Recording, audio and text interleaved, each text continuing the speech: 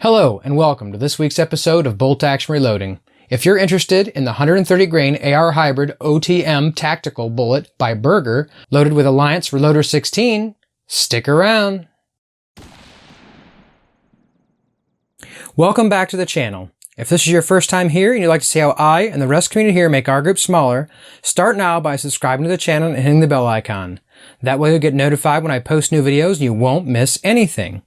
Obviously, the load test we'll be discussing today is the Berger 130 grain open tip match tactical bullet loaded with Alliant Reloder 16. I believe this is actually the first time we've talked about this on the channel, and I've actually had these quite a while. However, as of late, I've had several requests to dig into this projectile, and today will be our first day. Since these projectiles are not the cheapest, I did want to give them the best opportunity to succeed, and so that's why, as you can obviously see, we use Lapua Brass for today's test. So we might as well get right into the load details. Like I said, this is the Berger 130 grain AR Hybrid Open Tip Match Tactical Projectile, part number 26195. The primer for today's video is a Fed 205 Match AR Small Rifle Primer. Like I mentioned, Lapua Brass on what I believe to be its third load. The powder today is Alliant Reloder 16, loaded from 42.8 grains all the way to 44.0 grains. The load data we'll be referencing today is a combination. First of all, on Alliant's website, for this actual projectile, they list the max charge of 44.0 grains, which is where we found our max charge, at 2,932 feet per second. However, if we look at Sierra's data for their 130 grain weight projectiles, they load up a little bit higher. But 44 grains is where we stopped today. According to Sierra's data, 2875 is where we'll get. The cartridge overall length that we'll actually be using today is 2.825 inches, which is the cartridge overall length recommended in the Alliant Reloder data. Let's get right into the load data. At 42.8 grains, our estimated velocity according to Sierra would have been 2,800 feet per second. Our actual achieved velocity was 2817, standard deviation of 5, extreme spread of 13, and a .965 MOA group.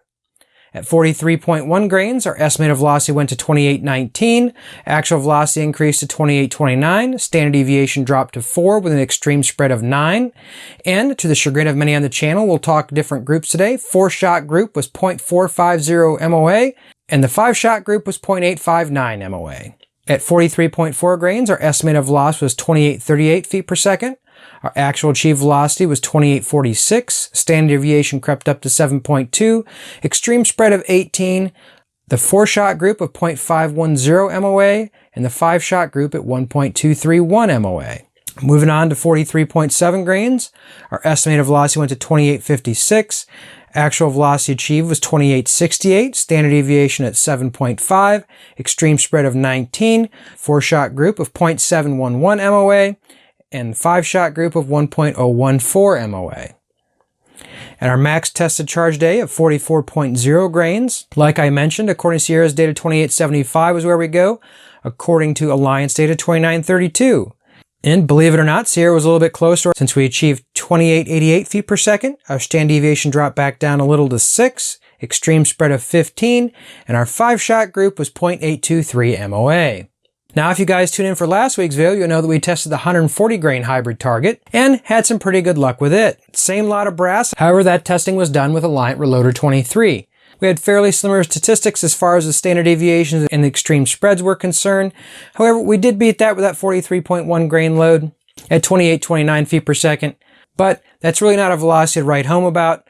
With our 140 grain load, we actually got all the way up to almost 2,800 feet per second. And certainly that 140 grain projectile does have a better ballistic coefficient than our 130. All that aside, certainly not a bad performance today. And honestly, when we look at the brass, there's probably more to go. Speaking of that, let's just put a shot of the brass on the screen. And like last week, I'll mention with this Lapua Brass, we've had to been fairly sensitive with our primer selection. In previous loads of small rifle primers, we've seen some severe cratering at even lower pressures. That's why we picked the AR primer for this particular load test. And looking at the primers, we might see a very small touch of cratering, really nothing to be concerned about at all. Certainly no flattening of the primers in any way, shape, or form. No other signs of pressure. And if you look at the pressure signs as well as look at Sierra's load data, it looks like we certainly could have went up a little higher. Maybe next time that's what we'll do. Certainly Reloder 16, the standard deviations were pretty good overall. And at 43.1 grains, the extreme spread of 9 certainly was the best statistics for the day. And if you're willing to go with that 4-shot group, certainly the best group of the day at just under half an MOA. So guys, interested to know what you guys think in the comments section below. Have you guys taken this projectile a little bit faster with this? If so, how fast were you able to get this going before you saw pressure? And have you found a better powder for it than Reloder 16? Reloder 16 has certainly been one of my favorites in some of the heavier class projectiles. But since we've tested some slower powders like Reloder 23 and Reloder 26, if we test those, I wonder if we'll be able to get some similar standard deviations, but hopefully some higher velocities. But unless we do some testing, only time will tell. That certainly is a little bit more of a experimental range since we really don't have any significant load data with those powders for a projectile of this weight class. The best we can really hope for is the Reloder 26 data from our 135s that we've had fairly good luck with during previous testing. So I really hope you guys enjoyed today's video. If you have any comments or questions, like I said, please put those in the comments section below. If you're not subscribed to the channel and you like the content, please consider subscribing to the channel, hitting the like button, and until next week, stay safe in small groups.